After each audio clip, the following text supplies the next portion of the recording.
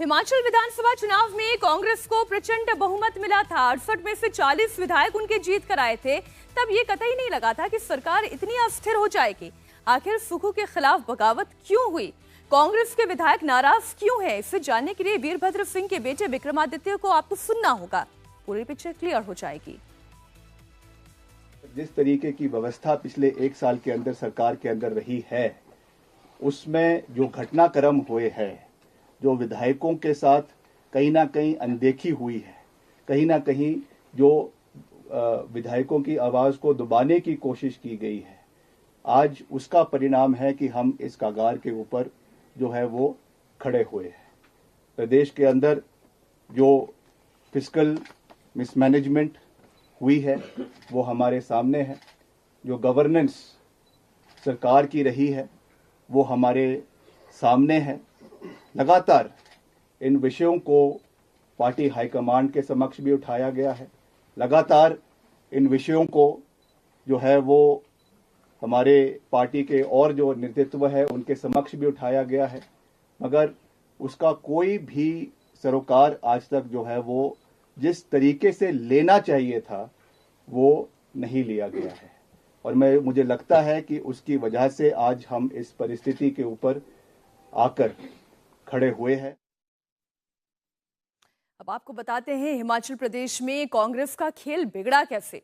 राज्य में हिमाचल में कांग्रेस में दो कैंप हैं, दो खेमे हैं। पहला कैंप सुखविंदर सिंह सुक्खू का है, दूसरा कैंप वीरभद्र सिंह के परिवार का है।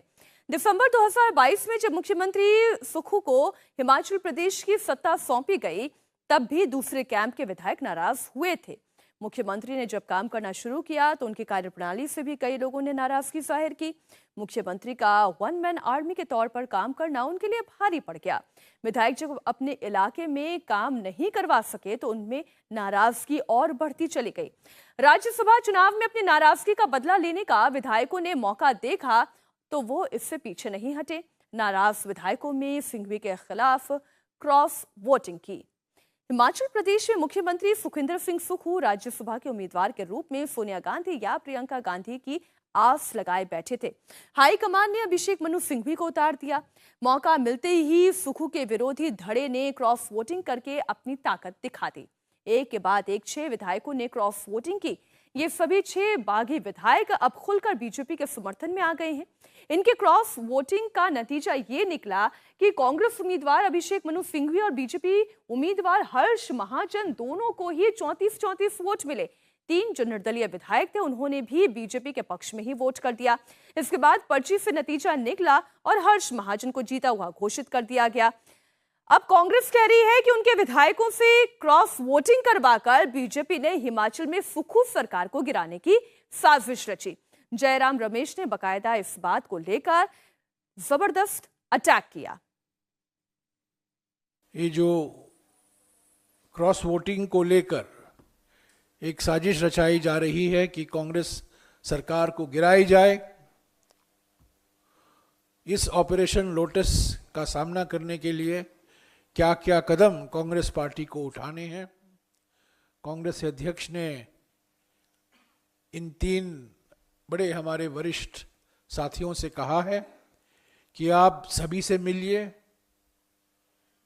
सभी के मन में क्या है, क्या मांगे हैं, क्या शिकायतें हैं, वो सुनिए और मुझे जल्द से जल्द रिपोर्ट पेश कीजिए। हम क्रॉस वोटिंग से भाग नहीं रहे हैं, ये वास्तविकता है, ये दुर्भाग्यपूर्ण है।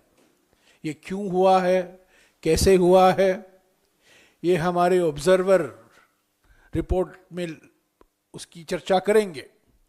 पर अभी हमारी प्राथमिकता हमारी कांग्रेस सरकार को बचाना है, क्योंकि कांग्रेस पार्टी को ही दिसंबर 2022 में स्पष्ट जनादेश मिला था।